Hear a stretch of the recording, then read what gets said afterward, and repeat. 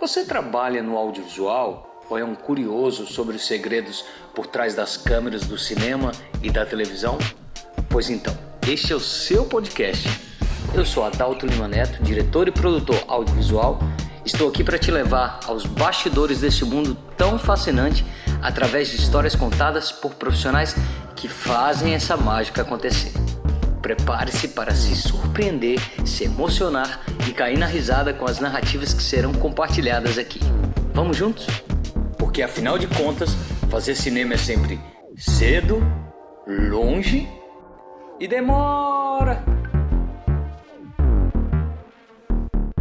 Bom dia, boa tarde, boa noite. Começando mais um Cedo, Longe e Demora. Eu sou Adalto Lima Neto, diretor e produtor audiovisual com mais de 20 anos de profissão. Falo aqui direto de Amsterdã, onde eu moro há quase 2 anos e trabalho com Production Service, levando produções da Europa para o Brasil e trazendo também do Brasil para aqui, para a Europa. E aqui no podcast Cedo, Longe, Demora, a proposta é trazer profissionais que trabalham no meio do audiovisual e para contar histórias de bastidores, histórias interessantes, histórias inusitadas, histórias engraçadas, histórias inspiradoras para você que está começando na profissão. E se você chegou aqui agora, então eu já vou te pedir uma coisinha só para seguir o canal. E aí você decide se você gostou do papo, da história de hoje, das conversas de hoje. Lá no final você dá um like nesse vídeo, você compartilha com os amigos ou com os colegas de trabalho, se você já trabalha. O pessoal da faculdade, seria ótimo, assim, no grupo do WhatsApp do job que você está fazendo, olha esse podcast aqui. Passaram alguns diretores, fotógrafos, e agora, hoje, eu estou trazendo mais um diretor que já tem, assim, uma carreira, já tem vários filmes no currículo. Hoje ele trabalha na Rede Globo, e também já fez muita publicidade. Ele é um grande amigo e um grande prazer recebê-lo aqui no Cedo, Longe, Demora. Felipe Joffre. E aí, Felipe? Valeu. A honra é toda minha. E a gente, desses trabalhos todos, a gente acabou não conseguindo se cruzar na dramaturgia, mas a gente não deixou de se falar ao longo desse tempo todo aí que a gente teve junto já. Não, com certeza. Com certeza. Ô Felipe, a gente sempre começa aqui, vai direto ao assunto e a pergunta clássica já do nosso podcast, mesmo tendo poucos episódios, quem é você na fila do catering, ou do catering, como alguns dizem? Me conta um pouquinho da sua história aí. Quando essa pergunta surgia naquelas listas de catering, né, eu achei excelente essa pergunta, inclusive. Eu de vez em quando eu colocava, cada vez que me perguntavam isso, eu colocava um nome diferente. Até depois eu comecei a ficar um pouco preocupado com as questões morais de fazer essa brincadeira. Mas eu costumava botar bailarino. Eu botava bailarino. E aí depois eu ia embora e pronto. E os caras ficavam me olhando, assim, ninguém sabia o que estava acontecendo, quem era esse cara, mas porque eu achava arrogante botar diretor também. Então eu botava qualquer função que não fosse do diretor. Mas depois eu percebi que isso também podia não pegar bem, assim, do ponto de vista ético profissional. E aí eu parei de fazer isso. Mas, enfim, eu sou diretor de cinema. Enfim, estudei publicidade na PUC. E comecei na publicidade, mas meu objetivo sempre foi fazer cinema. E aí eu fui migrando de um lado para o outro, da publicidade, os videoclipes, curtas, e aí longa televisão, hoje eu estou nessa, longas e séries. Uhum. E você começou em 2000, você lançou o seu primeiro filme, lançou o Odquê, é isso? Em 2004. Isso, meu primeiro longa lançou comercialmente em 2006, na verdade. O Adquê eu filmei em 2003, lancei em 2006. Mas em 2004 eu já tinha exibido ele no Festival do Rio, se eu não me engano, mas comercialmente ele só foi aos cinemas em 2006.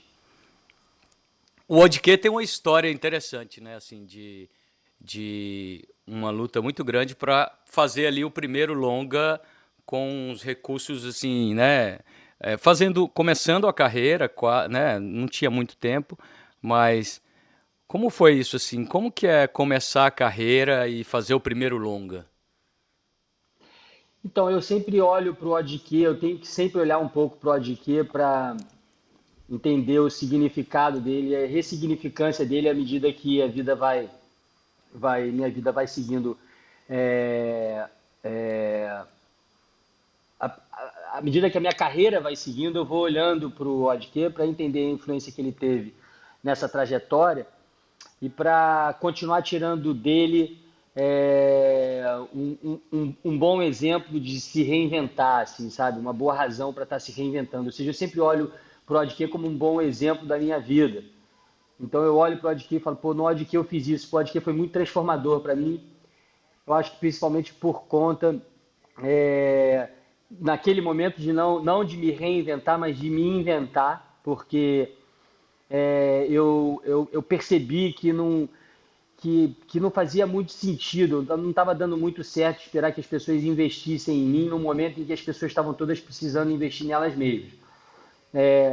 Eu sou muito, a minha carreira é muito paralela à retomada. Hoje ela já se desfez da retomada, talvez até o meu perfil de trabalho também já tenha se desfeito disso e tenha acompanhado, e aí a minha carreira acompanha mais uma trajetória comercial propriamente do que autoral, assim. E eu acho que é por conta disso, eu acho que é porque eu acabo acompanhando um pouco os tempos. E naquele momento os tempos eram de retomada.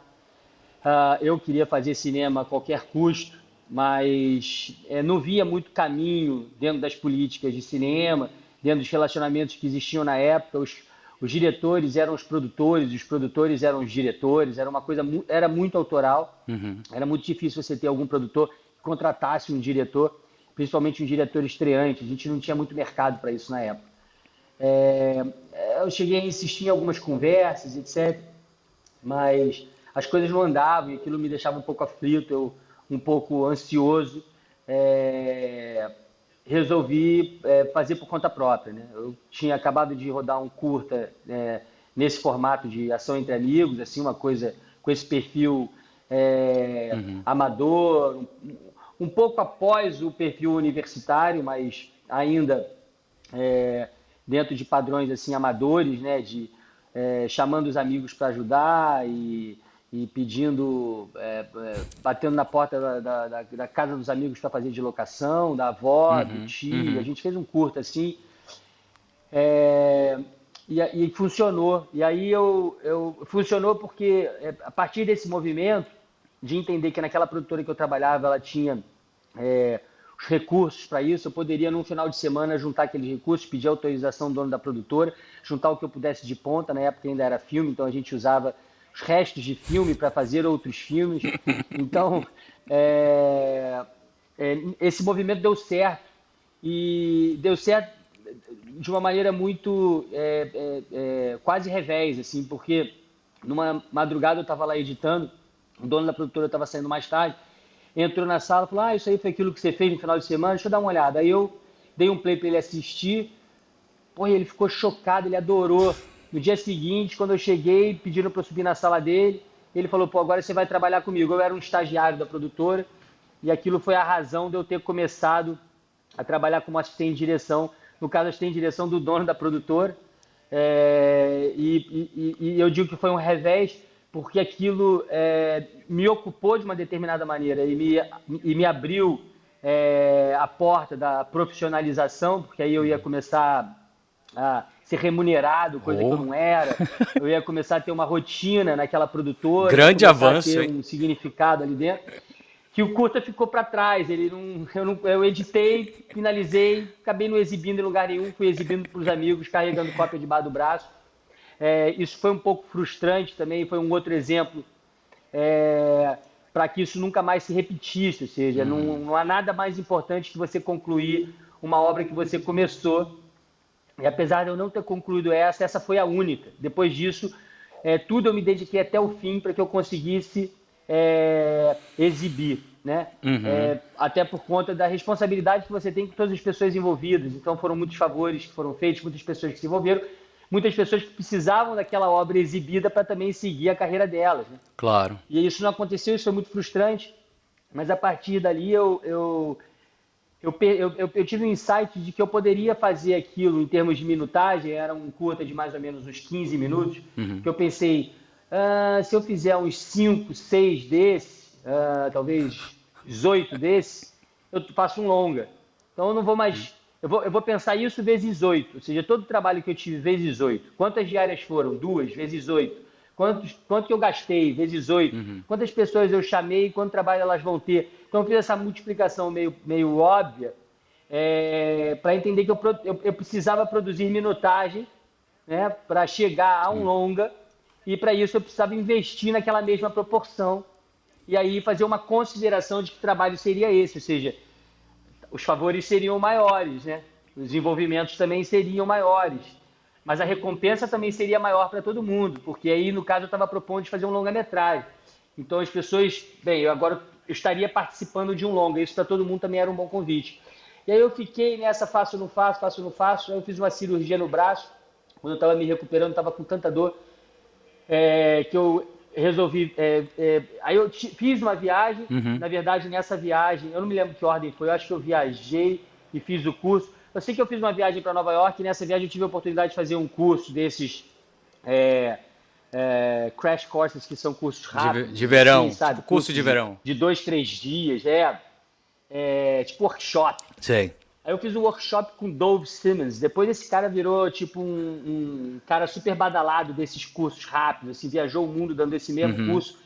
Era a primeira vez, ele tinha dado um em Los Angeles, estava dando um em Nova York, eu fui um dos primeiros alunos desse curso. O Dove Simmons, ele produziu Cães de Aluguel, um cara que foi uma referência ali de filmes low budget nos anos 90. Uhum. E aí, numa conversa com quer dizer, depois da aula eu encostei nele para falar que eu tinha um roteiro na mão que era de um amigo e que ele não sabia o que fazer com esse roteiro, queria produzir de qualquer maneira, estava entregando para mim, mas era um roteiro que tinha participado do laboratório do Sundance no Brasil. E ele, na época, o Dove, falava que a gente tinha que ter alguma coisa, o quanto a gente tem, o que, que a gente tem, quem está nele. Eu encostei nele dizendo, eu já tenho o que, que eu tenho, eu acho que isso tem um valor e tem uma grife, porque eu já participou do Laboratório Summits. Uhum. Eu conheço muitos atores da maior televisão de broadcasting e dramaturgia do Brasil, então eu conheço algumas pessoas que eu acho que eu posso trazer para o projeto, mas eu não tenho muito dinheiro, não tem problema, você tem que saber o quanto você tem, como é que você pode aplicar isso no seu projeto e tal. Então eu voltei muito estimulado com aquilo, e aí eu acho que sim, aí eu fiz a cirurgia e durante a cirurgia me recuperando, falei, bem, é isso que eu vou fazer da minha vida. Eu estava na época, tinha juntado um dinheiro com publicidade, era muito pouco relativamente para um filme, mas era tudo que eu tinha e eu resolvi botar tudo que eu tinha nesse filme. Falei, bem, se ninguém vai investir em mim, eu vou fazer esse investimento em mim mesmo, vamos ver o que que dá. Eu vou fazer essa conta aí do vezes 8, vou fazer esse trabalho vezes 8 e, e aí depois eu vou atrás dos festivais, e eu vou tentar fazer tudo isso em casa. E eu fui fazendo isso assim, nesse nível, né?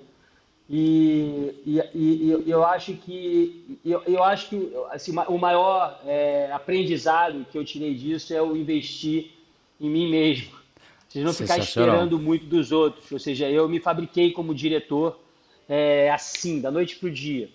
E eu acho que tem uma frase do, do Ratatouille, Hum. da animação Ratatouille, Ah.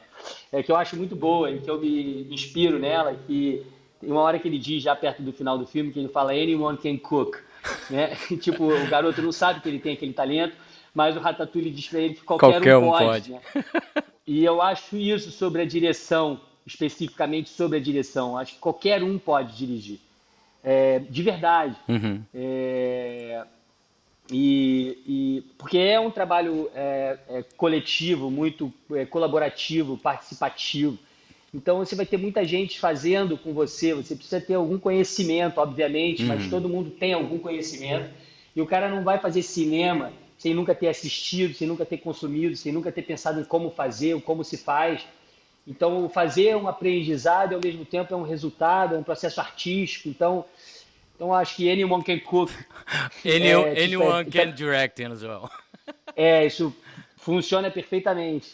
Então Sensacional. eu acho que a tal ideia, câmera na mão, ela é realmente muito referencial ainda, né? E hoje eu digo, inclusive, para os diretores que a gente também precisa ser muito tolerante com os nossos colegas produtores, porque o cinema vai se industrializando e vai formando produtores, executivos, realizadores de filme que não necessariamente são do nosso mesmo perfil é, psicológico, não são necessariamente criativos e artísticos nessa área, mas são de outra maneira. E aí eu uso, inclusive, essa frase também de uma câmera na mão e uma ideia na cabeça, de que eu acho que tem um valor simbólico nessa frase que ninguém percebe e eu acho que a gente tem que começar a dar importância para ela, principalmente nos dias de hoje, que é primeiro vem uma câmera na mão, depois uma ideia na cabeça. Então, para ter uma câmera na mão, tu precisa de alguém que consiga essa Essa é a câmera, câmera. e essa câmera precisa estar na tua mão. Então, isso foi sempre a ideia na cabeça, Não. é o charme, mas e a E a câmera na câmera na mão? Eu mão. quero alguém que me... Quem me dá uma câmera? Pô, não O Glauber, adianta. não, mas o Glauber falou, o Glauber Rocha falou nessa ordem, uma câmera na mão, uma ideia na cabeça E- e uma câmera, não, a câmera na mão, uma ideia na Não, a cabeça. câmera na mão. É, É. é. Pois é. Então, isso é importantíssimo você se considerar. Então, na verdade, eu corri atrás dessa câmera, mas, enfim, muita gente fez com que essa câmera chegasse na minha Ah. mão para eu fazer o Oddkey daí para frente, eu aparecer literalmente pro mercado. E as pessoas, nossa, tem um cara fazendo um filme aí. Eu podia estar fazendo qualquer coisa naquela época, que só o fato, naquele momento, com tanta dificuldade que era realizar um filme, ter um cara fazendo um filme sozinho, com os amigos, assim, assim, assado, as pessoas desenvolveram interesse para ver e aí a gente foi flutuando de festivais, etc. E o filme foi lançado. E uma vez o filme lançado, alguém tocou no meu telefone. E aí, tudo bem? Tudo bem? Eu sou Augusto Cazé, no caso, produtor, tal. Tô fazendo uma série. Queria saber se você tem interesse em participar. Vou fazer um filme também. E aí eu fiz uma parceria com que eu mantenho parceria até hoje. Até hoje.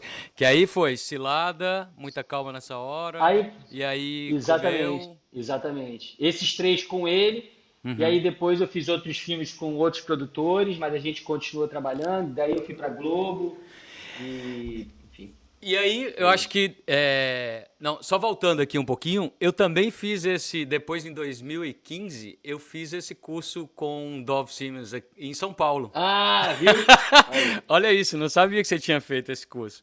2015, eu fiz esse curso em 2002, Pois é, olha isso. mais de 10 anos Ele já antes. estava fazendo, ele continua fazendo. E depois recebe o diplominha, mandou o diploma para minha Isso. casa e tal. Depois disso, veio muitos trabalhos aqui na lista. Tem. E aí comeu, depois Muita Calma Nessa Hora, Caras de Pau, Tá no Ar.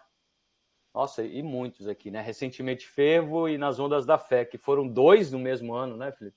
E minha família é perfeita, foram três no mesmo ano. E a Minha Família Perfeita, caramba.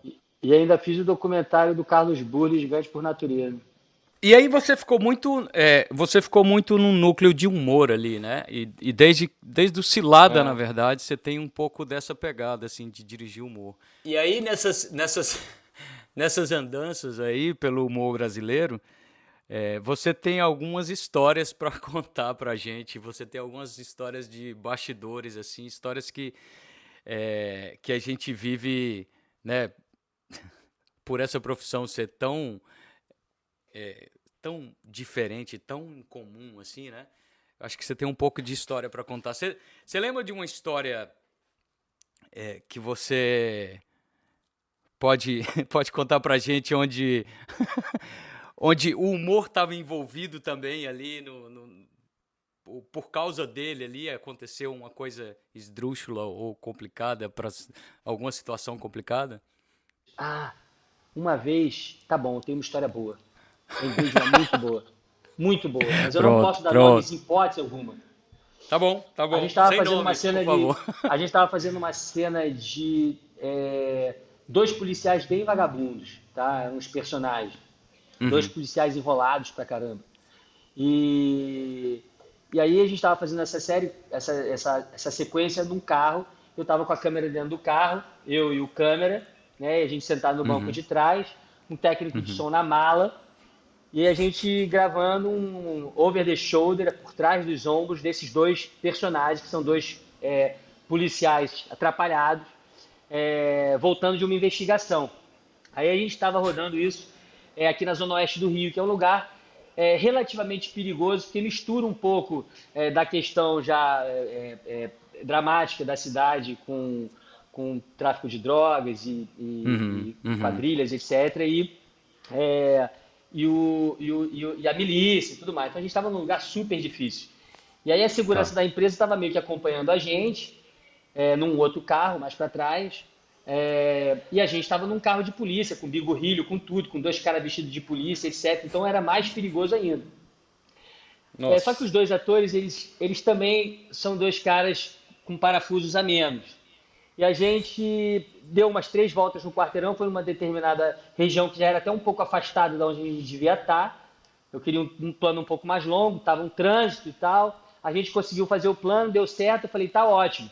Aí a gente ouviu no rádio, eu avisei no rádio, ó, consegui aqui o plano, foi maravilhoso, estamos voltando para a base. Aí a produtora no rádio respondeu, ok, vou dar o almoço. Falei, beleza, pode dar o almoço. Aí começou a pipocar no rádio todo mundo, almoço, almoço, almoço, inclusive no nosso, almoço. A gente estava no carro, os caras estavam com fome, falando, pô, a gente está no carro, com fome, nesse trânsito, até a gente chegar, vou ligar o bigorrilho. O cara, pum, ligou o bigorrilho, meu irmão, saiu abrindo o trânsito, a gente tinha um carro de polícia. E eu não conseguia falar para ele parar de fazer aquilo, porque eu ria. Sabe quando você ri que nem criança, de dar dor no estômago? E eu ria de ter contração no estômago, e eu não conseguia falar para ele, para, pelo amor de Deus, a gente está num carro de polícia e o nosso carro de segurança está lá atrás, a gente está rodando com o bigorrilho ligado, abrindo o trânsito, num lugar onde é um perigo a Nossa. gente estar fazendo isso. E a gente foi em papo de uns 8 quilômetros de bigorrilho ligado, avançando o sinal, passando por carro, todo mundo abrindo, até voltar para a base. Chegou na base, meu irmão, eu tomei um esporro. Veio a produção, veio todo mundo em Não. cima de mim. Vocês são malucos, vocês são malucos. Vocês vão ser... A gente ia ser demitido. A gente ia ser demitido, literalmente. Teve que Cara. rolar uma conversa toda, parou o set um pouco, aí peguei os caras, a gente foi para um lugar, sentamos com o chefe da segurança, segurança do trabalho. Pô, cara, foi um negócio assim, tinha muito tempo que eu não ria daquela maneira. Assim como uma criança que está fazendo algo assim muito errado Muito e errado. perde o controle. Perdi o controle. E não era eu. Eu não tinha pedido nada daquilo. Eu não estava acelerando aquele carro. Eu estava envolvido naquilo, mas eu estava participando porque eu estava rindo. Eu era super culpado. Eu estava Mas se, gostando. e se for, você for pensar, você era o mais responsável ali, vamos dizer, né? Eu Você era o mais teria que ser, responsável. né? E eu olhava pro câmera e ele gargalhava que nem eu. E os dois na frente fazendo um negócio sério, entendeu? Fazendo um negócio sério. E eu E, me gargalhando. Aí foi horrível, e cara. o cara na mala. Não, ainda tinha o cara na mala, até hoje eu esqueço dele. Até hoje eu esqueço dele. Ele não sabe o que aconteceu direito. Até hoje eu esqueço dele. Porque técnico de som é assim, os caras ficam meio viajando no fone, né? Sabe o que tá acontecendo, mas não sabe muito bem. O cara tá ali só prestando fluidos. Ele devia estar a fim de almoçar também, cara. Eu não me lembro como é que foi a parte dele, porque eu me lembro claramente de ver esse meu amigo câmera e de pedir, de tentar pedir, porque eu tentava pedir, eu tentava implorar os risos e as palavras não saíam, parecia um pesadelo com os aquilo, sabendo que eu queria dar, sabe? Mas ao mesmo tempo, em algum lugar distante, eu também pensava que essa história seria inesquecível, né? O dia que eu saí, você contar essa história para todo mundo a vida inteira, né? Ele perguntou se tá aí essa história aí, cara. Eu acho ela bem curiosa, Sensacional, no porque você não mínimo. teve controle, nenhum controle. Não, nenhum Não, é porque controle. é isso. Você trabalhar com essas pessoas assim, né, né, são pessoas que têm um nível de criatividade absurdo. E se tem ali na mão, se tá ali na mão, vai embora, Não, a né? gente literalmente perdia a direção ali. E a barriga e tava com fome também, né? Ainda tava com É, fome, Felipe. Foi bom. é. Na época do comecinho ali, por exemplo, no Cilada, onde a coisa, né, não era... Vocês trabalhavam com uma casa só, era basicamente uma casa. É. O recurso, né, não tinha um orçamento grande. Eu lembro que o Marcelo Brasil fotografou muito para vocês ali. Tem alguma história ali do Cilada naquela casa ali, alguma coisa que você possa lembrar assim daquele momento? Cara, o Cilada tinha uma coisa curiosa, assim, o Cilada, ele era como se fosse como se fosse, tinha uma coisa meio de circo, assim, meio de teatro, sabe? Uma coisa meio, era efetivamente mambembe, assim, sabe? Assim, eu recentemente me lembrei de uma situação, assim, que a gente estava muito atrasado, e eu acho que isso era uma máxima do Cilada, assim, a coisa da inventividade, né? Eu me lembro que a gente fez uma cena que era, a cena na verdade descrevia na rubrica o Bruno, é, é, o carro dele morria na estrada. Eu não me lembro o que Uhum. acontecia, mas ele tinha que saltar do carro e vinha até o primeiro plano, assim, não dizia primeiro plano, mas foi assim que a cena se deu. Na verdade, o carro do Bruno morria na estrada e ele saltava do carro para ver o que estava acontecendo, olhava os pneus, vinha na frente, achava que tinha atropelado um cachorro, não tinha atropelado um cachorro, voltava para o carro e ia Uhum. embora. A gente não tinha como deslocar, tinha pouco tempo. E na casa que a gente estava, a gente também não tinha como descer o carro, porque era uma casa cheia de escadas, não tinha como chegar o carro no lugar para a gente ter profundidade suficiente. E aí eu não tinha muito como fazer a cena, mas eu precisava fechar aquele dia de qualquer maneira, estava faltando aquilo. E eu me lembrei disso recentemente porque eu usei esse truque e a galera ficou chocada, que foi o seguinte, eu era noturno, então não dava para ver nada. Às vezes a gente noturno não vê nada, só vê se o carro estiver de frente os faróis do carro, né? Uhum. Então, eu peguei dois refletores que pareciam dois faróis, botei na frente da câmera, ficava aquilo tudo preto, aquelas duas luzes ali. E aí o Bruno fez uma coisa que é absolutamente mímica, né? Ele saía do escuro, como se ele tivesse saído do carro. Você via aqueles dois refletores, via na frente desses dois refletores, que você ficava achando que era o farol do carro, fazia a cena toda e voltava para o carro. Ou seja, ele só. Era ridículo ver o cara fazendo aquilo. Porque você olhava dois refletores, o cara saindo de trás. E aí o negócio funcionou perfeitamente, porque depois a gente ruidou a cena toda, então a gente tinha o barulho do carro, a gente tinha o barulho da porta abrindo, da porta fechando, a gente não via nada, só via os dois Total. faróis estouravam na câmera, então você via aqueles dois faróis e achava que era aquilo. E aí, e o Cilada para mim nesse sentido foi uma escola, né? Porque eu Uhum. consegui reproduzir muita coisa assim a partir dessa experiência do Cilada, até a proporção não, a relação de perspectiva, quando você fala de um lugar muito cheio, né? Eu falo, eu tenho que fazer uma cena eu estou num show, então nesse show tem 1.000 pessoas, só que eu tenho Uhum. 10 figurantes para fazer 1.000. Aí os caras, não vão multiplicar. Tá bom, você vai ficar pegando esses 10, vai deixar alguém sozinho fazendo isso, dá um dia inteiro para fazer 10 virar 1.000. É. Aí o que eu aprendi fazendo isso também é que se você baixa a câmera na altura das pessoas, põe esses 10 no primeiro plano e cria uma relação cognitiva de que atrás delas tem 1.000 pessoas, né? Como é que você conta isso? E principalmente num show, aí o que eu faço é pegar atrás dessas pessoas, mas bem lá atrás delas, botar uma garota nas costas de um cara, assim como se estivesse num show, mas ela fica a 200 metros de distância. Então, esse primeiro plano de 10, com essa pessoa lá atrás, ou seja, cognitivamente você acredita que entre esse primeiro plano e aquela outra que está lá, tem mil Tá lotado. pessoas, você imagina. E ali no meio você põe gente jogando, uma fumacinha, um negócio que passa, um cara acendendo um cigarro. Então você fica bem no horizonte dessas cabeças que estão no primeiro plano, criando essas outras relações de profundidade com essas 10 pessoas. Então eu também repeti esse truque algumas vezes e ele sempre impressiona quando a gente está fazendo, que as pessoas olham o vídeo e olham para o cenário real e falam assim, nossa, caraca, como é que a gente consegue realmente simular as coisas né, com os mistérios da mente humana. Isso é um pouco da magia da profissão, né? Porque é a capacidade do cérebro criar as imagens, né? Ou É, as imagens que o cérebro já tem formadas daquela situação, né? Exatamente, eles é que te ajudam a formar isso, então é um negócio Ah. muito psicológico mesmo. E eu acho que enfim, é uma razão de estímulo da criatividade muito mais do que do ato mesmo de realização. Ou seja, é a gente estimulando o cérebro a criar essas imagens por formação cognitiva. Você falou dessa coisa do Cilada, do Mambembe e tal, que eu acho que é isso mesmo, né? A gente se virar com o que tem também, às vezes, ali, né? Você já tá na diária e você precisa resolver. Então chega pro fotógrafo, olha, como é que a gente pode chegar? E aí vocês chegam É. na melhor solução. Mas em algum momento, nessas tentativas assim, você lembra de algum momento que deu merda, assim, que, ó, isso não vai. Ah, não, Isso, já, provavelmente.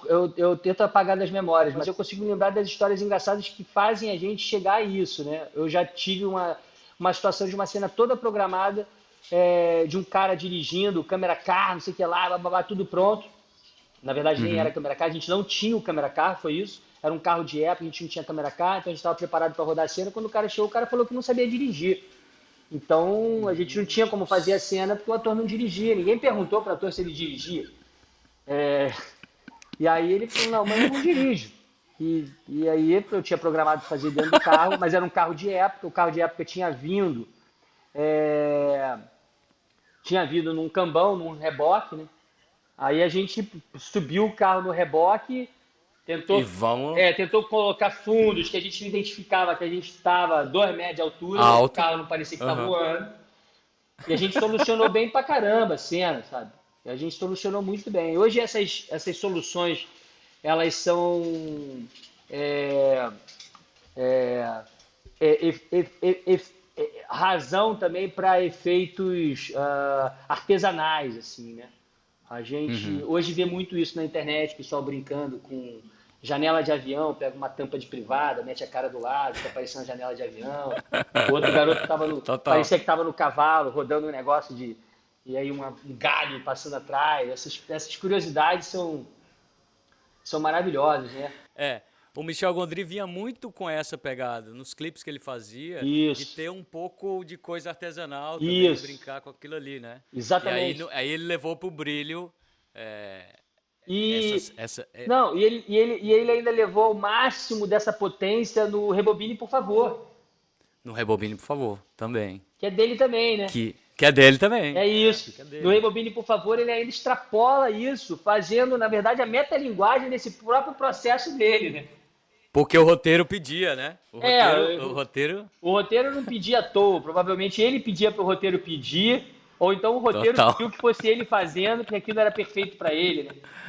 Mas eu acho que Mas isso me interessa muito no processo. Eu aprendi a fazer coisas desse tipo à força, mas eu uso isso hoje no cinemão mesmo, para resolver situações complexas, né? Às vezes eu preciso realmente sair com 10 carros de época e parar uma via expressa do Rio com helicópteros e coisas, fazer desse jeito, porque eu acho que às vezes a cena pede, e às vezes a gente vai para uma projeção, um back projection, um LED, ou mesmo uma pintura, ou uhum. isso, um cenário todo escuro com 2 faróis que são 2 refletores de cena mesmo, 2 milzinhos fazendo farol de carro. Mas hoje você está né, num momento da sua carreira onde você trabalha na maior indústria audiovisual do Brasil e também, né, você está com produções, né, filmes, etc., que são filmes, né, com um certo nível de produção, né, maior, etc. e Claro. tal. Como é que você trabalha então isso, né, também de você tem tudo que você precisa sempre, é, ou nem Não, não, sempre? não. A Como é que gente você trabalha vai. essa coisa do. Você vai ganhando mais, você vai gastando mais. E o exercício na minha vida, inclusive pessoal, financeira, que eu acho que passa a ser uma obrigação mundial a gente ter muito mais consciência de consumo, e isso vem se discutindo em todos os cantos, para todas as razões. Eu tenho usado o exemplo de ter um cara agora na Califórnia produzindo morangos mais gostosos, gastando menos água, menos luz, menos tudo. Então, o momento é para isso, para se discutir isso. Então, eu uso dessa minha experiência de ter sido forjado nesse ambiente da criatividade como recurso de solução econômica, também Uhum. esse alto nível. E eu sou reconhecido dessa maneira também. E apesar de ter tudo, eu luto, na verdade, para que não tenha tudo sem necessidade. Ou seja, para que não fique um gerador gastando combustível fóssil loucamente, À toa. seja à toa, para que a gente não carregue Uhum. muitos caminhões e um monte de coisa dentro que eu não vou usar. Então, eu gosto realmente de tentar estudar com a minha equipe aquilo que a gente realmente precisa para o resultado que a gente precisa. Uhum. Durante uma fase, assim, parece que eu sou meio barato, quer fazer as coisas barato, quer fazer as coisas de qualquer maneira, preguiçoso. eu já tive que lidar com esse tipo de olhar, entendeu? Ah, é? É porque o cinema tem essa coisa da gastação. O cara chegar em casa dizendo, eu subi 2 helicópteros e botei tantos caminhões e fiz um carro capotando em uma explosão com não sei quantos de gasolina, é uma relação de status com a nossa profissão. Uhum. Essa profissão ela também fala disso o tempo todo. É um processo industrial que gasta muito, que eu faço, eu faço aquilo. E isso é muito cafona. E hoje isso está ficando um pouco mais claro, entendeu? Está ficando um pouco mais claro. É lindo quando você faz, você imprime isso e tinha necessidade de fazer.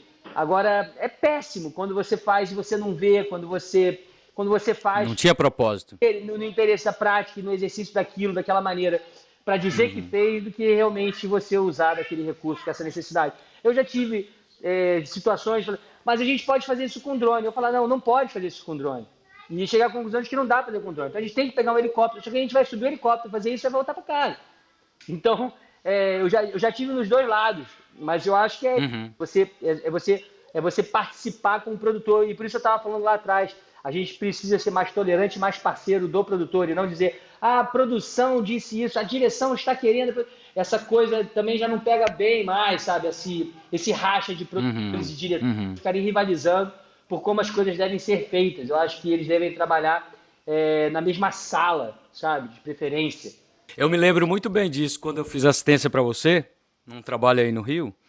E eu não sei se você lembra, mas eram várias locações e era transporte público, né? Então era metrô, Bom, eu ônibus, lembro. balsa, e a gente tinha um prazo, uma diária muito curta para vários deslocamentos, né? Isso. Então a gente chegava e você falava, olha, eu sei exatamente o que eu quero, e é isso, vou gastar tanto tempo em cada locação e a gente vai Eu me embora. lembro bem desse E a- trabalho, porque depois esse trabalho virou uma referência para a campanha política daqueles caras naquela época, que eu não tive envolvido, eu olhava Uhum. no ar e via, nossa, é exatamente aquilo que a gente fez. E eu me lembro da gente ter feito isso com uma certa segurança do que estava fazendo, porque a gente tinha ido nos lugares reais, a gente estava lá dentro das barcas, na hora certa, na luz certa. Isso é muito bom também, é um bom exemplo, Total. assim, um bom resgate. Isso.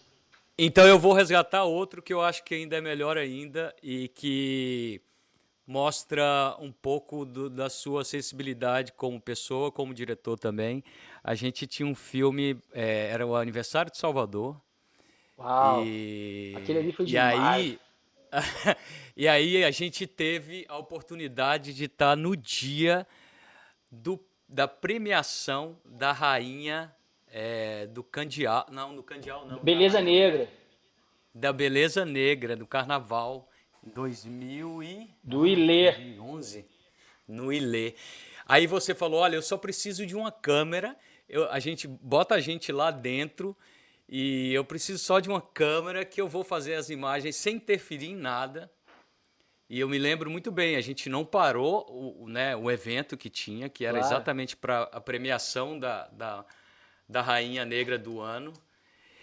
Mas aquilo tinha uma força tão grande e contagiou a gente de tal forma que você, inspirado, né, captou as melhores imagens e o filme ficou maravilhoso, assim. É, Realmente foi a- um trabalho muito lindo, assim. aquilo foi É muito, isso um pouco. inesquecível para mim também. A gente esteve lá antes, né? Eu falei assim, porque eu tinha perguntado para vocês desses ambientes, né? Por onde a gente poderia estar num ambiente semelhante ao Ah, que fosse a Mangueira, alguma coisa assim. Vocês falaram, eu me lembro, você e uma outra menina que eu não me lembro o nome, falaram, pô, tem um Ilê, pô, Adriana, nas vésperas tem um Ilê, vamos lá, vamos lá. Então vamos agora.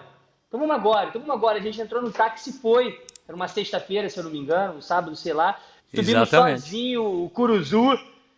E O aí Curuzu, exatamente. entramos no Ilê, chegamos lá dentro, curtimos, eu olhei, e aí eu tive certeza que dava, porque aquilo era muito maior do que a gente, cara.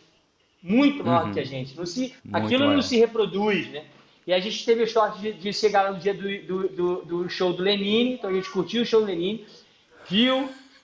No outro final de semana a gente foi só com uma van que tinha uma galera da produtora, porque claro, tinha uma câmera e tinha uma assistência de produção e tal. A gente, Uhum. a Maritza, fotógrafa, excelente fotógrafa, que naquilo ficou, puta, foi perfeita, era a pessoa perfeita Nossa, para aquilo. sensacional. E aí, e quando Foi a gente mesmo. chegou lá, a gente deu a sorte de ser o Gil naquela noite. Era Gil e Sandra de Sá. Você não lembra disso? Nossa, não lembrava Era o disso. Gil, era o Era o Gil, Gil. era o Gil. Ninguém falou, porque eu fiquei perguntando quem é que vai estar tocando no dia que a gente for. Ah, a gente não sabe, ah, não pode falar, a gente não sabe, ah, vai ser surpresa, não sei o que lá. E tá bom, chegamos lá, era o E era o Gil. Gil. E realmente, pô, a gente fez lindas imagens. Eu me lembro que a gente teve também uma situação muito inusitada naquele filme, que foi a gente foi fazer uns stock shots, na verdade, que eu resolvi fazer de dentro do carro, um traveling, passando pela Barra. E aí a gente fez Uhum. uma curva, fez a primeira vez, aí deu a volta, falei, cara, esse lugar tá muito abençoado, vamos fazer outro. Quando eu dei a volta, eu não sei porquê, tinham dois carotos a cavalo, sem sela, no pelo, cavalgando na barra. E a gente fez dois garotos a cavalo, na barra, no pelo, os moleques cavalgando. Foi um negócio assim, absurdo, cara. Foi tipo assim, parecia Magnólia, o filme, assim, uma coisa meio Nossa, chovendo sapo, sabe? maravilhoso. Foi uma coisa. O nosso podcast chama Cedo, Longe e Demora, que Aham. é uma fala que a gente ouve de vez em quando no set, né? Cinema é isso, cedo, longe e demora. É. Você compartilha dessa ideia de que O realmente que eu mais compartilho dessa ideia é o cedo. O cedo, para mim, cedo. é o mais importante, porque eu não gosto de trabalhar à noite, eu não gosto de virada, e eu gosto de começar muito cedo. Eu tenho os amigos que odeiam começar muito cedo, então o cedo, para mim, é essa questão mais clara. O longe, é, não muito, não sinto mais tanto o longe é, na minha vida profissional. E o demora, eu sinto mais ele no tempo que demora para as coisas acontecerem, porque eu sou muito mais ansioso. Então eu fico muito esperando Uhum. esses projetos, filmes, longas, séries, que eu fico muito, né, a gente trabalha lendo tanto, preparando tanto, estudando tanto, pesquisando tanto, que às vezes demora para acontecer. Mas o demora para acontecer uma cena, ou demora para acontecer porque a gente fica muito tempo no set e tal, isso também já não faz muito parte da minha vida por conta dessa noção de que a gente tem um tempo ali, a gente tem que cumprir aquele tempo, que as pessoas precisam voltar para casa para as suas famílias. Não vejo mais hipótese alguma e não faço mais isso há muito tempo, daqueles sets que se estendem noite adentro, essas coisas. Então, isso já não faz mais parte da minha vida há muito tempo. Eu mesmo sou o primeiro a dizer, não, deu almoço, é agora, deu jantar, é agora, acabou, acabou, corta a câmera, tchau. Ah, mas a gente ainda tem a cena tal, problema da cena tal, não é nem meu, nem seu, nem de ninguém. E a gente vai resolver isso com o produtor, a gente vai entender isso, mas agora é hora de ir embora para cá dormir. Nessas andanças todas por né, TV, cinema, o que você poderia destacar como é muito diferente uma coisa da outra, assim, para você? Tem ficado cada vez mais semelhante, mas depende do que também TV, né? Porque o TV que eu participei na Globo no momento que eu cheguei lá e não faz muito tempo assim em comparação com amigos que já estão lá há muitos anos mesmo, Uhum. era uma coisa talvez da influência do próprio broadcast mesmo, da televisão e da cultura televisiva, Sim. uma arte dramatúrgica, talvez mesmo pensando em novelas, etc. A linguagem é outra, a tecnologia era outra, tudo era diferente, então o comportamento era mesmo diferente. Acho que uma das coisas mais comentadas era a ausência do foquista. E eu falava disso nos sets da Globo, que quando eu estudei cinema em Nova York, tinha um professor meu que dizia que não podia faltar comida, foquista e estilo. Aí ele dizia isso porque, nesse caso, a gente dizia, mas por que não pode faltar estilo, né? Ninguém questionava comida e foquista. Mas Uhum. a brincadeira desse professor era falar da importância do estilo. É importante ter o estilo Uhum. durante o lançamento. Você não consegue lançar bem um filme se você não tiver boas fotos, fotos pensadas para isso, blá, blá, blá. Então era uma aula para falar sobre lançamento de filme, sobre comercialização, sobre cartaz. Então ele falava, não pode faltar comida, foco, estilo. Comida, porque ninguém se Isso. aguenta em pé, obviamente. Foquista, porque não existe um filme sem foco. É óbvio. E estilo. Só que eu contava isso na Globo, o estilo deixava de ser aplicado. Eles ficavam tentando entender por que faltava por cada O foquista. se eu mesmo faço foco, se eu operando câmera faço foco. A discussão com os câmeras era essa. Eu falo, não, eu faço foco. Eu falei, mas você faz numa determinada altura. Se eu te pedir a câmera pô, colada no chão, talvez você não consiga fazer. Se for um treco Uhum. muito rápido, diagonal, no escuro, à noite. Ah, não, mas aí fecha o diafragma. Eu falei, mas aí você está fotografando, você não está. A ausência do foquista está me dizendo como a fotografia vai ser. Ou seja, Uhum. era descabido. Isso, em determinado momento, é óbvio, se chocou com uma corrente de pessoas que vinham do cinema para dentro da Globo, já a Globo provavelmente pensando em é, remodelar um pouco seu modus operandi de acordo com a cultura do mercado, né? Principalmente do cinema e tudo mais, porque acho que tecnologicamente as coisas foram se cruzando, as câmeras ficaram mais comuns. Mas eu... As câmeras de Uhum. dentro, Uhum. as câmeras da Globo eram as câmeras do mercado e vice-versa. Então, aí foram necessidades industriais foram sendo criadas, eu acho que por conta disso. Então, acho que essa adaptação ela já aconteceu, né? Acho que Uhum. no lugar mais importante, que é o entendimento dessas necessidades, e agora ela vem acontecendo gradativamente cada vez mais com essa fusão de profissionais, né? Maravilhoso. Ó, a gente tá chegando ao fim. Você lembra mais de alguma história assim que você possa destacar e lembrar, trabalhando com muito comediante junto dentro de um set? A gente tem uma visão, às vezes, inversa disso, né? De que é mais fácil Uhum. com um Uhum. comediante, de que é mais fácil para ele, mas é tão difícil quanto um ator dramático, ou seja, ele também precisa estar naquele personagem. O palhaço, ele também tem uma lágrima que é muito simbólica, ele tem um nariz vermelho de tanto chorar, ou seja, é uma personagem muito profunda de valores.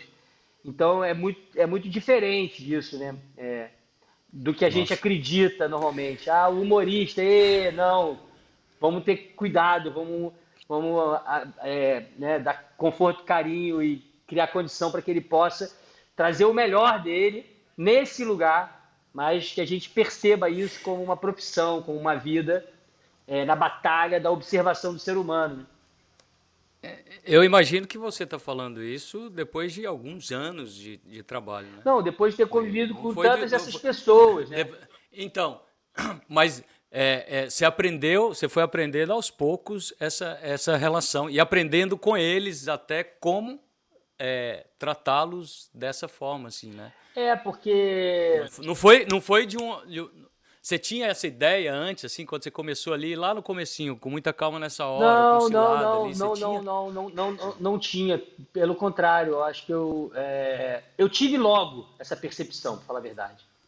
Eu tive Uhum, logo essa uhum. percepção pela observação que eu fiz dessas pessoas. Você conhece a pessoa e aí, é melhor, você é apresentado para uma pessoa e depois de um tempo é que você passa a conhecê-lo. Então, é, Uhum. eu acho que eu percebi uma certa semelhança nesse lugar.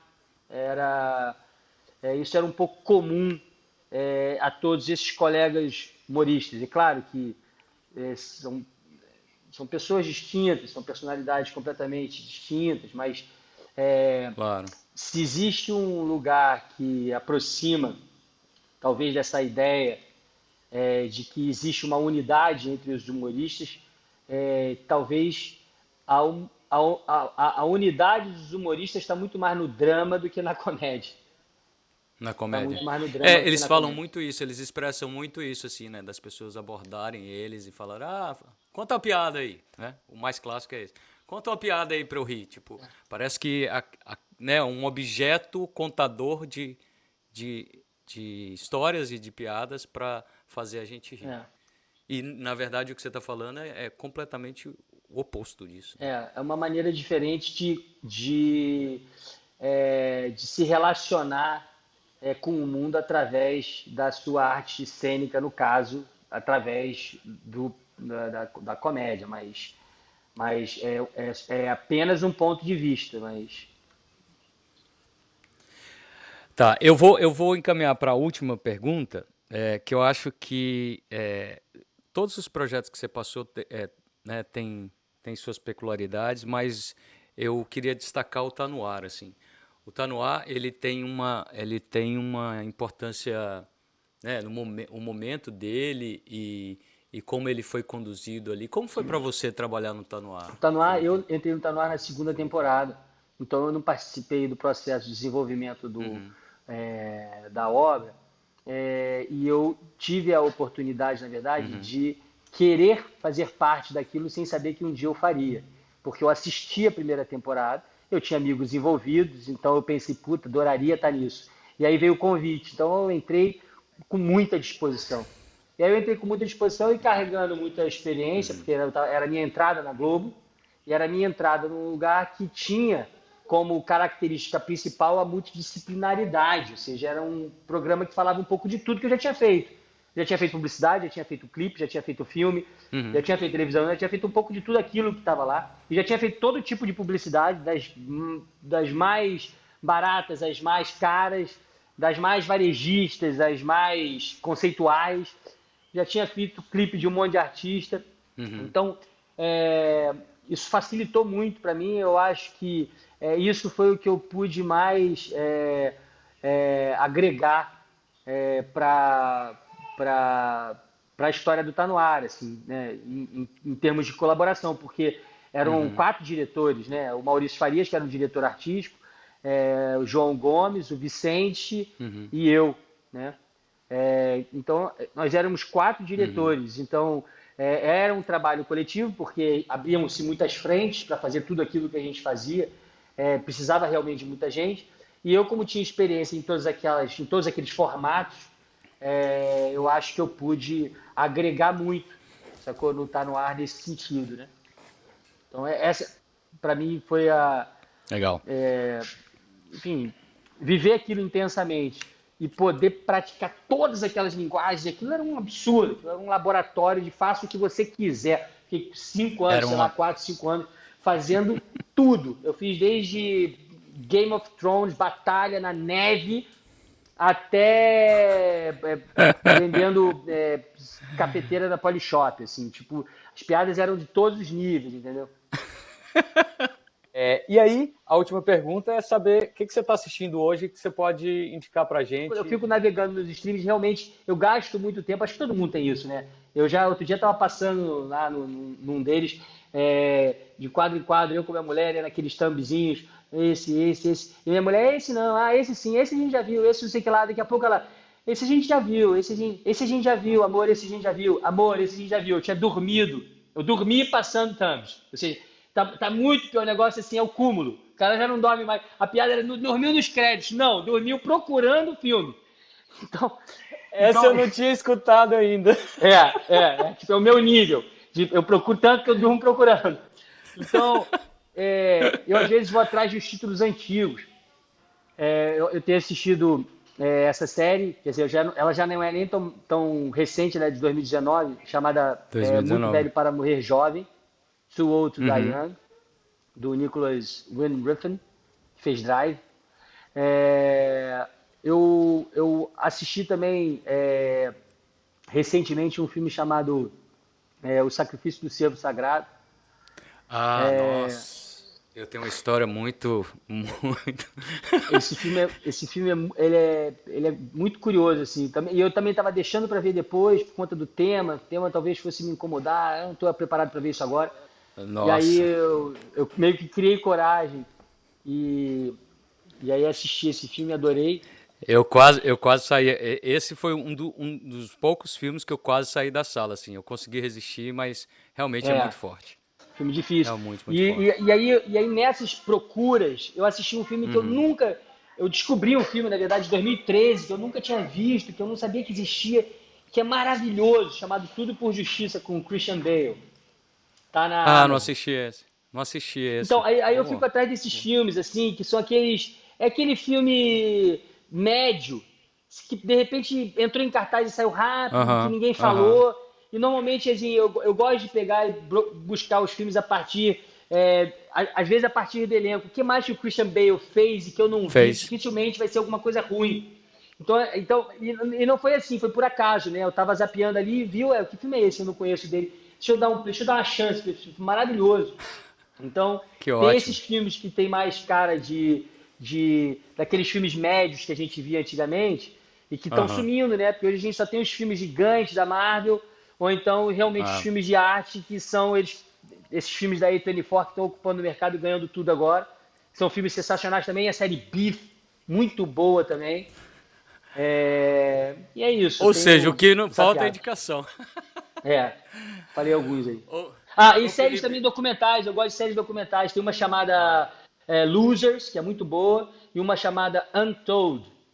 Losers Untold. e Untold. As duas da Netflix são muito boas também. Ah, então já que você falou de documentário, eu vou te indicar um, não sei se você já viu, chama Tell Me Who I Am, da Netflix. É, eu já vi, mas não Dos assisti. irmãos gêmeos. Dos irmãos Então, gêmeos. Pra mim, é um dos melhores documentários que tem na Netflix hoje. Quem nunca viu, nunca ouviu falar, assista Tell Me Who beleza. I Am. Excelente pra mim Pesado. que tem os gêmeas. Ah, então Nossa. por isso é melhor eu não assistir. Não, mas se você tiver, não, vai um dia preparado assim, porque é a Deixa história comigo. de gêmeos que um deles tem um acidente e tal. Mas vamos encerrar aqui. Eu queria Vamos. agradecer muito sua presença aqui, o seu tempo, a correria. Valeu, É, cara. Foi um tenho um prazer, carinho mano. muito grande por você. Assim, você Eu também por realmente você. aprendi muito contigo e sigo aprendendo vendo seus trabalhos. Gostaria de agradecer muito nesse singelo podcast, mas com muito carinho. Muito obrigado. Cara, eu tenho uma história contigo que eu sempre penso também, sempre me lembro dela, assim, que é motivacional pra mim, que logo que a gente se conheceu, a gente estava Ah, num hotel fazendo uma decupagem de um filme, qualquer coisa, eu não sei porque a gente entrou num assunto de fotos do passado, etc. E eu falei pra você que eu não gostava de ver fotos do passado, porque aquilo me trazia uma certa melancolia desagradável, então eu não gostava de ver fotos. uhum. E aí você me convenceu de ver fotos, porque você, acho que na época tinha perdido seu pai recentemente, você me falou como era importante para você ver fotos. E aí aquilo para mim foi um exemplo para uma resistência minha a realmente me reconectar com o meu passado vendo fotos, coisa que eu não conseguia fazer por um bloqueio psicológico qualquer. E de lá para cá eu me destravei desse bloqueio, de vez em quando eu faço isso como um exercício de reencontro com o passado, com as pessoas da Que minha vida, do meu ótimo. passado e tudo mais. E aí eu lembro sempre de você também num lugar muito diferente, assim, num lugar de vida mesmo. Nossa, eu não sabia que tinha que a gente nem lembrava desse papo, mas eu continuo até hoje no meu altar. Eu tenho todos os antepassados que eu, né, possivelmente consegui foto e sempre honrando a todos. Faz parte. Parabéns. Valeu, cara. Valeu, cara. Aí, ó. Aí, ó. Dá tchau pro Ei, tio. Essa é minha pequenininha. tchau. Dá tchau pro tio. Beijo. Manda um beijo pra gente. Ela não tá te ouvindo. Manda um beijo pra ele. Manda um beijo. Manda um beijo, pessoal. Fala, tchau, gente. Joga um beijão lá, vai. Joga um beijão. Joga um Vamos acabar beijão com lá. essa lindeza, meu Deus do céu. Valeu. Vou nessa que eu vou levar ela pra Valeu, escola. obrigado. Valeu, Abraço, Felipe. irmãozão. Um Valeu, cara. abraço. Tchau, tchau. Valeu, cara. Valeu, cara. Nossa senhora, que história, que conversa. Que bom, que bom. Adorei esse finalzinho aí, eu não esperava. Eu acho que, só para concluir, assim, honrar a vida, né, dos nossos ancestrais, a história dos nossos ancestrais é muito importante.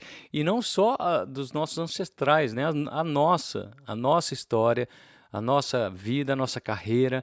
E esse podcast é exatamente isso, assim, contar histórias de pessoas que se dedicam diariamente durante. Aí temos, né, o último episódio, a gente teve o Douglas Machado, que está aí já há mais de 40 anos, fazendo dessa vida de audiovisual a vida, a carreira dele e o ganha-pão dele, né? E que bom que a gente pode contar essas histórias aqui, que bom que a gente tem esse espaço é, que está cada vez mais chegando a pessoas que se interessam pelo assunto e querem compartilhar essas histórias com a gente, com você que está aí. Então, se você gostou desse papo, dá um like nesse vídeo, dá um like aqui nesse podcast se você está só escutando, indica para os seus amigos. Se você ainda está na faculdade, indica na turma, no grupo da turma da faculdade, ou pelo WhatsApp, ou pelo seu Stories. Olha, gente, que legal esse podcast que eu vi aqui. Eu vou agradecer muito se você me marcar. Se marcar o @cedo longe demora, ou então o meu @Adalto Lima Neto. Eu gostaria de agradecer muito as mensagens que ainda continuo recebendo. Muito obrigado a todos. E na próxima... e se você não assistiu ainda os episódios anteriores, você pode clicar aqui que tem o link direto para a playlist com os outros episódios. E eu vou agradecer muito se você der uma passadinha lá e não esquecer de dar um like para a gente aumentar essa rede e poder chegar com essas histórias mais perto do nosso grupo, da nossa comunidade. E não só no grupo também, a gente pode mandar para os familiares para mostrar o tanto que a gente sofre fazendo esse trabalho, mas o tanto que a gente ama também, que todo mundo que passou por aqui fala com muito amor, com muito carinho, com muita paixão pelo que faz. Tá bom? Muito obrigado. Falei demais, né? Vamos lá. Vamos encerrar. Muito obrigado pela sua presença. Na semana que vem tem mais, toda sexta-feira aqui no Cedo, Longe e Demora. Fui! Até mais, vê! Tchau, tchau!